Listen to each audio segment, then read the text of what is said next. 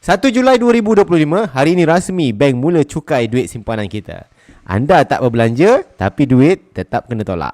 Cas dorman, cas penyelenggaraan, cas baki rendah. Kalau kita ada RM50,000 yang disimpan dalam bank setiap tahun, makin senyap, makin susun. Sebab tu mulalah tukar. Duit yang kita tak guna untuk jangka panjang 2 tahun ke atas pindah dalam bentuk emas. Emas tak ada cas tersembunyi. Emas tak kisah pun kita ni aktif atau tidak.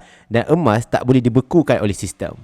Kenapa kita tak bertindak simpan dalam bentuk yang lebih selamat? Duit yang untuk dibelanjakan kita simpan dalam bank. Duit untuk simpanan masa akan datang 2 tahun ke atas simpan dalam bentuk emas. Pada anda yang berminat tukarkan simpanan jangka panjang dalam bentuk simpanan emas, boleh PM saya hari ini atau klik link bio dan saya akan tunjuk cara paling selamat dan patuh syariah untuk tukar simpanan kepada bentuk emas.